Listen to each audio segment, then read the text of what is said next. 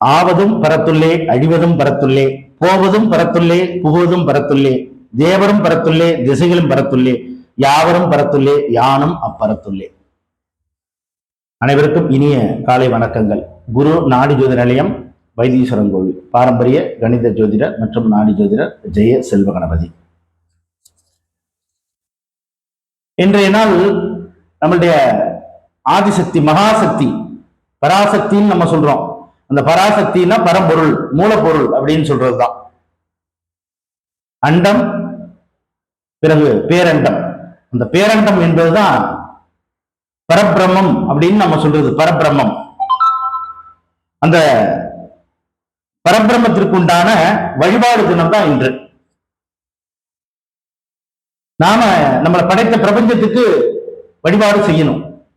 அந்த வழிபாடு இது மாதிரி ஏதாவது ஒரு 3 முறையில் தான் செய்யலாம். ஒண்ணு சத்த வழிபாடு, ஒளி வழிபாடு, அல்லது மலர்கள் வழிபாடு. மலர்களுக்கு கடத்தக்கூடிய திறன் உண்டு. நம்மளுடைய எண்ணங்களை பிரதிபலிக்கக்கூடிய திறன் மலர்களுக்கு உண்டு.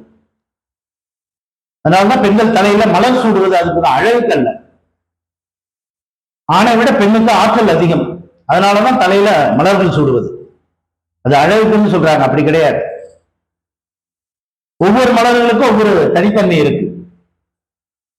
அத மாதிரி நம்ம அந்த ஆதி வழிபாட்டுல பாத்தீங்க அப்படின்னா சத்தம், வெளிச்சம், இந்த 2. அந்த சக்தியை வழிபடுவதற்கு ஆண்டுக்கு ஒரு முறை இன்றைய தினத்துல அந்த பரபிரமத்துக்கு, அதாவது பிரபஞ்சத்துக்கு, பஞ்சபூதங்களால் படைக்கப்பட்டதுதான் அந்த பிரபஞ்சம். இந்த பஞ்சபூதங்களுக்கு நன்றி செலுத்தும் விதமாக இந்த வழிபாடை நாம் மேற்கொள்ள வேண்டும். இந்த வழிபாடை மேற்கொண்டால் பல நன்மைகள்.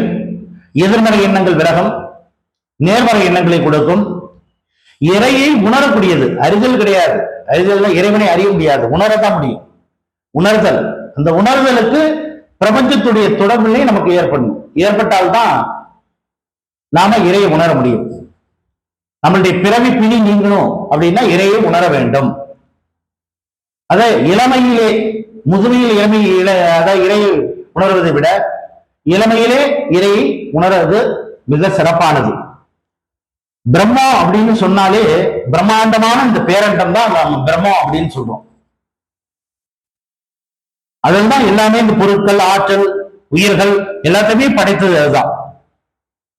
அதனால ஆண்டுக்கு ஒரு முறை இந்த வழிபாடை தவிர்க்காமல் சிறப்பாக தங்களுடைய இல்லத்தில் செய்து தீபங்கள் ஏற்றி வழிபாடு செய்ய வேண்டுமாய் கேட்டுக்கொள்கிறேன். நன்றி, வணக்கம். நலமும் வளமும் பெற வேண்டும். நன்றி.